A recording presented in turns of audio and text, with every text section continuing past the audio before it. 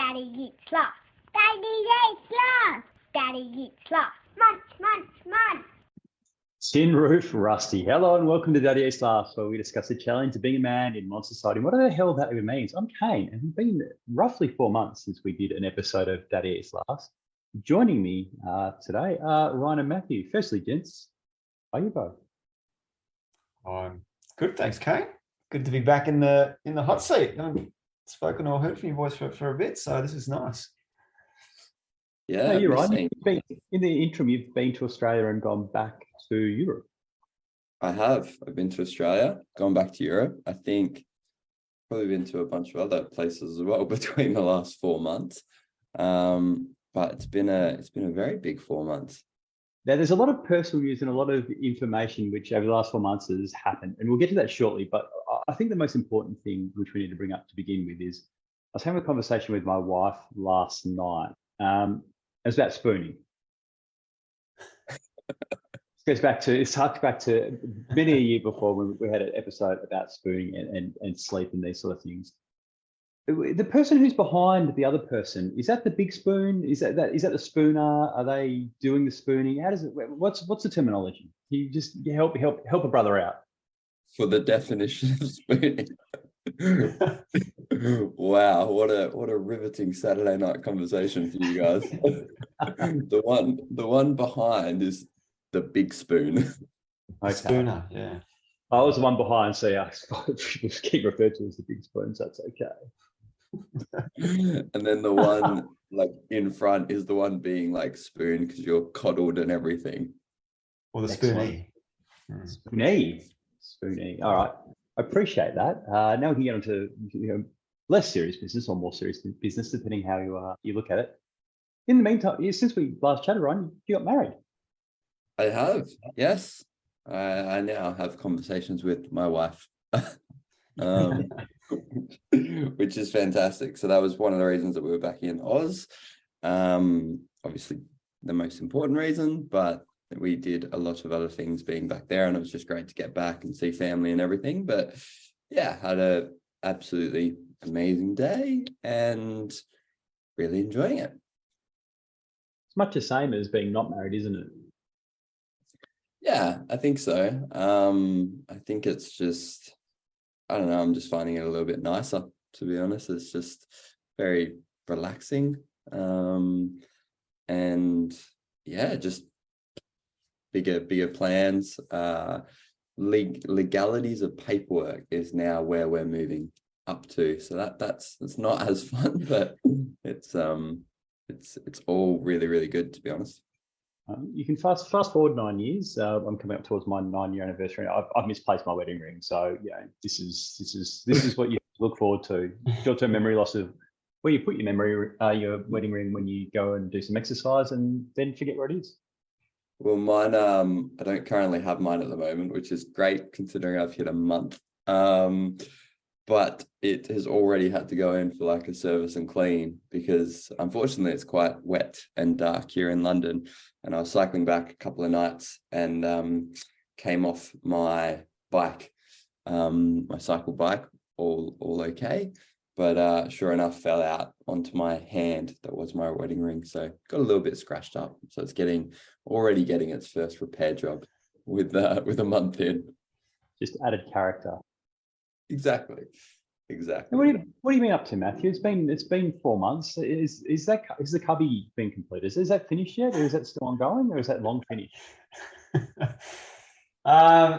No, the cubby hasn't been touched in a long time. It's fine the way it is, mate. I don't even need to do anything to it. Although I do need to maybe polish the floorboard it sits on. They're starting to get a bit worse to wear. And your floorboards. The cubby's better than my house. It will be soon. Don't worry. 4 months, yeah, wow. We were just talking off air about the last episode we had. I just finished that marathon, and between then and now, I haven't gone for an outdoor run since. I've done a few treadmills here and there, but I just haven't. I don't know. I just think I might have lost the love for the. I think in that episode we were talking about you doing another marathon. I might do the Melbourne Marathon. Oh yeah, that's right. Yeah, no, that was I must have had a few beers that night, but No, nothing on. Oh, I might do the Gold Coast 21. I mean, that's easy. Anyone can do it 21. That's fine.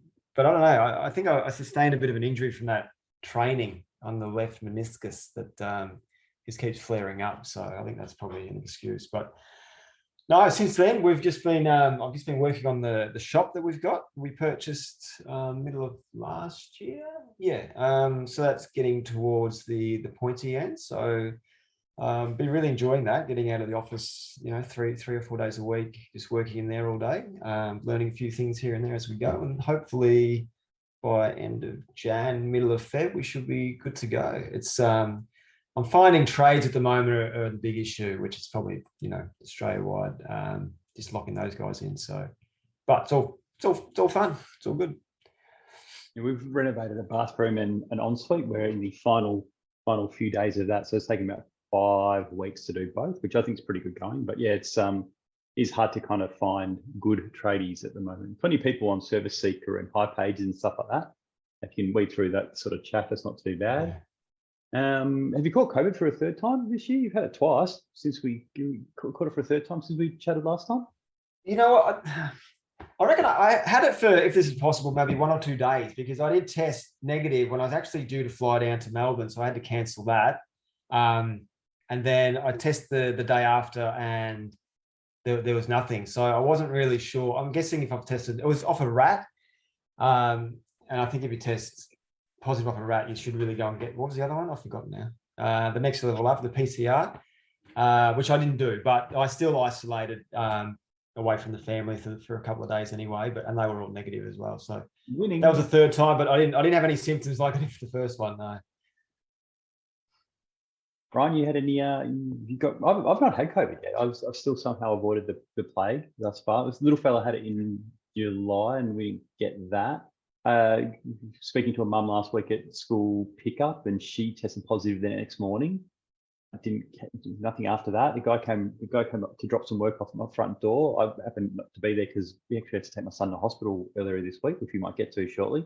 And he calls me the next day and just goes, "Oh, you get the stuff? Yeah. Lucky I didn't see you. I tested positive for COVID this morning." So it's all sort of ships in the night for me. Yeah. Wow, you've done well. I mean, I've had it twice, but nothing in the, I think last one was first half of this year. So all in all, but we are going into winter here, so maybe it'll come around again. But the shit show that is the UK doesn't even hit the news anymore. With I don't even know who's running the country anymore. No, I was going to say you've got bigger problems than COVID over there at the moment. Exactly, but we're off to, we only got 6 more weeks here, so that will be good, and then gonna go hopefully get a little bit of sun in Barcelona. Nice. That'd be awesome. How long's that for, Ryan? Is that It's been 3 months, about 3 months in Barcelona. Nice. And then either stay there for a bit longer or head into Portugal for a bit. So a little bit of a last hurrah of trying to get plenty of travel in. Is Mont Blanc still on the radar on the cards? Yeah, it is. It's scheduled for June next year. Yeah. Supposed to be done in August, but Europe was having like 40-degree temperatures, which is like unheard of in Europe. Yeah. And the ice like got a little bit melted up top, so it was we decided to play it safe and not climb with it being, probably needing more advanced climbing skills than I have. So we will go earlier in the season next year. And for the third year, getting it rescheduled, I'm really hoping third time's a charm. Fingers crossed. Is it always Kosciuszko back in Australia at some point if you struggle with Mount Blanc? It's like a picnic lunch. Yeah, can go up for a pick lunch there in the Arvo. I'll do Kosciuszko with you, or maybe Mount Dandenong. I don't know. That sounds good. We can do that. What we might chat about tonight was something Matty came up with, was revisiting your goals. I don't have any goals generally. The goals that you set at the start of 2020, given we're quickly pushing towards the end of 2022. How are you going with your goals, guys? Are you on track? Have you just crossed them off because they're not really goals anymore? How's it all going? Maybe we'll start with you, Ryan. You always very organised with your goals and have accountability partners and things like that, which kind of slacked off good. Yeah, I by and large pretty good. Obviously climb Mont Blanc was one of them that won't get done. I think oddly, like I've got some that have really, for the first probably year, because it's been such a crazy year, I think some have morphed into longer than just 12-month roles, which is kind of cool. But yeah, sort of looking back at this year, I'm probably tracking, I'd say a good B plus, in terms of what I wanted to do. So I figure that's not too bad. Yeah, it's definitely. I'd give that a B plus is more than a pass. It C's a pass if my memory of school serves me correctly, which is a long time ago. So B plus is much better than a pass. It is, and I think it's I've been really great to obviously get back home, get married and sort of start thinking about a whole nother chapter of life. So I think next year is going to be real, like I'm already unsurprisingly planning and thinking it and that kind of stuff. But really excited. I think one of the big changes is like doing this stint in Europe. And I think that was not necessarily something that I necessarily thought about, but has really opened itself up sort of the back end of this year with my new job and looking after the UK and Europe and so forth. And that I think will help. Like one of my goals is to get fluent in Spanish. I'm definitely not there yet, but going and spending 3 months there will be pretty cool. But business back in Oz is doing really well. Studies are coming along really well. So it's all piecing together quite nicely. Very nice. What about you, Matthew? You had some pretty interesting goals at the start of the year. I did, yeah. And I guess, Ryan, from memory, wasn't one of your goals as well to help your mum into a house, which you ticked off as well? Was that? Yes, very true. That's been like a big goal for quite a while. So That's a huge one. I was in Perth 3-4 weeks ago, and Mum and I were standing on the slab of the house that is being built for her in Perth. So that was kind of nice, and met the builder. Trades are a bit of a challenge, so it's not going as fast as I would like it, but definitely she will have a house that she can move into next year, which will be less than 2 k's from the beach, and she's actively designed it and everything, and we will have a Perth house for within the family, I suppose, for perpetuity, which is kind of cool. So yeah, it'll get built, and have bought that, which is quite nice. That's awesome. That's probably probably the best thing you can tick off. Like Matty said, you've had that on your list for ages. So that's well done, mate. Yeah. So it was very it was really nice, just like walking around the slab, and just she's like, so this will be this room, and this will be this, and this looks out onto the backyard here and everything, and then met the builder and stuff. So I'm just really excited to see it come together. And hopefully the next time I'm there, it'll be like walking in and be like, oh, this is our house. How good's that? Nice. Yeah. I don't actually remember the episode too, or I should have listened to it before we done this one. But from memory, I think the goals I remember 3 was the marathon, which I ended up doing, which ticked that box there. The other one, which was the shop, which is ongoing, and hopefully finish that early next year. So that's probably a tick there as well. And the third one was reading or spending, I think it was 5 or 10 minutes each day with each child, just one-on-one time, just have a chat with them and check in and just see how they're going, just to focus on that. Punishing goal. Yeah, well, looking back, 10 minutes was probably a bit much for a child. But no, I mean, in an unsort of scheduled kind of way, I think I probably have achieved that. I mean, I do spend, most nights laying with Eloise and having a chat with her in her bed. And Mia's goes a bit later, so she's a bit harder. And Sam, I get a whole day with him on Thursday, and I do play with him as well. So that's probably a pass as well. Maybe not an A plus, but definitely a pass. So yeah, probably 3 out of 3. I'm hoping. I'll actually go back and listen to that episode after this just to see if I had any others. But knowing me, I probably kept it to 3 nice, easy achievables. Which is half How the did you half the find goal. the marathon? Sorry, Ron?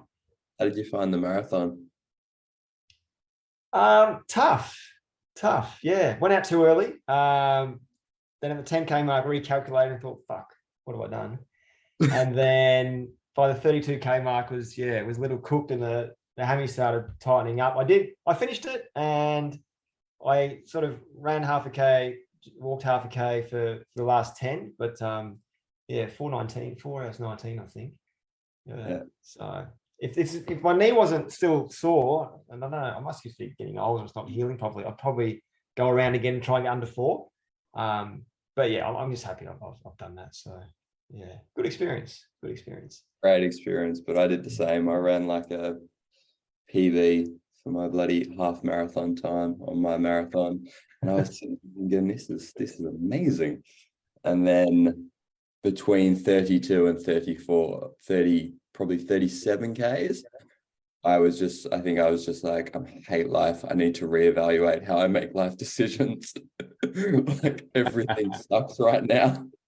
Why am I doing this? And then you get that last 5K and you're like, okay, I'll finish. That sounds like it's a pretty common thing there where people go, like, it's just must be the adrenaline of the day. They go out hard and then you sort of crack later on. I think when you do your first one, it's like you just, as much as you like logically are like, oh, I'll do it slow, you turn around and just get caught up in it, and you get dragged. Like the first time of most things, you really have no idea what you're doing. Just kind of fumbling around and just trying to make it work. Yeah. And that's not. So with the shop, I was going to say, like, with the shop, what's it shaping up to be? Like, what's it look like? What are you doing? It's like, that's something that, I mean, I know I'm living like out of a computer and suitcase whilst living overseas, but that's something that I would love to do, like build something like that back home. How do you tackle the project with that among 3 kids, a job, and every other bloody thing? It's I mean, we went in there probably thinking this is going to cost way less than what it actually is costing. So that kind of financial sort of strain has been a little bit hard over the last few months, especially just because the price of everything has gone up, as you probably know, with builders and stuff, and which means so materials have gone up plus builders' wages have gone up as well. So you don't sort of factor that in when you first purchase it. But I think we've just sort of managed to just sort of fit it in on weekends. Like we make sure we have one dedicated day for the kids, and then on a Saturday for the last 3 or 4 weeks, I've just been going in there for the whole day, just trying to tick a few boxes. And luckily I've been able to, when I haven't been busy with Kim's work, she said, okay, just go in the shop and do as much as you can. So we can juggle it that way. So while the kids are at school, we just try and do as much as we can. But at the moment, it's at the stage where the plasterboard has all gone on, and it's all been plastered. Cornice has gone on this weekend. Really, all that needs to be done now is just sort of cosmetic, like skirting boards, paint, Sparky to come back and put the lights in, and then we can pretty much move in. It's just the outside courtyard, making that all pretty, because essentially we're going to be renting out some space within the property, some meeting rooms and some office space. So we want that sort of looking, pretty nice before we put it up for availability. But then I can do that as long as we can get Kim in working in there, and I can just work around her essentially to finish off those cosmetic things. So yeah, I mean, it's when it gets to this stage now where you can sort of see the finish line, it's great. But at the start, it was just, you go in there and just get your morale was so low because you just knew how far you had to go, which is probably the same in anything really. In any big projects, the start's always tough. Was it difficult balancing that with doing it with your wife as well? Like obviously working with her now, developing property slash space with her. Was it any butting of heads? Yeah. Look, sometimes it was, but because we've done little projects here and there, nothing to this scale before, but we sort of have known from that what our strengths and weaknesses are. So I'll let her pick. Like, she pretty much will design it because she does a lot of research and that kind of stuff, and then I just go and do it, which works great. Like I let her pick all the colors and like the finishings, all that kind of thing. And then I just come in and just try and put it all together as much as I can. Like, obviously there's things I can't do when we just pay tradies for that, but what I can do, I do. So in that sense, we haven't really butted heads on this project too much, which has been good. Yeah. We sort of complement each other well. I think that's just a good general theory of she says you do. It's it plays well. Yeah. And 9 times out of 10, if a newly married man. Yeah, that's right. Well done. You're so wise already. I'm learning quick. Yeah. And like 9 times out of 10, if I don't try and have my say, we'll revert back to her ideas anyway, because it is the right idea and I really have no idea. I just pick the stupidest things and I don't understand how this will complement that and vice versa. So in that sense, I'm happy just to hand all that to her. Spoken like a man who's been married a decade. Correct. Yes. Know your strengths. Happy And wife. so the shop will turn into effectively being like, because you guys bought the building and then that will become your office and a bit of co-work space. Yep. And then you'll get the coffee van and happy days. Happy days, yeah. So the van it's almost a year since we bought that van. It has not moved. I haven't been in there probably since I had COVID in January of this year. Nothing's been done. And I said to Kim today, I said, if we have this office fully subscribed and we're doing okay, I'm just going to outsource this caravan to someone, get it off this fucking property and get it finished by someone else. Because honestly, I just can't be stuffed. I say that now, but once I finish the shop and I get a bit bored, I'll probably go and do it myself. But at this point in time, I'm happy to just handball that to someone else. But that is the thing, yeah, the theory. So that coffee van will go and sit at the back of the property. And the property would divide in half, say, office space and the building are one, coffee and a bit of an open space, tables, chairs, that kind of set up on the other half, and hopefully lease that out to someone who likes making coffee. I was going to say, if not, by the time you get it done, your kids will be able to actually work there part-time for you, making coffees. Exactly. Cheap labor. And that's probably the reality. Keep it in family. Yeah. I think that's a pretty good place to wrap up for this episode of Dad Eats Last. Remember to subscribe on iTunes if you haven't done already. We might be back with another episode soon. We just don't know. We're kind of planning to do one a month now. So be back in sometime in probably January. This may get released in December or late November and then have one in December. So we'll be back soon. You just subscribe, and whenever we put an episode up, it will go to your phone or however you subscribe. So just do that and then you'll get our episode. Until then, see you later, alligator. How's that for a dad joke? Bye-bye. Bye-bye.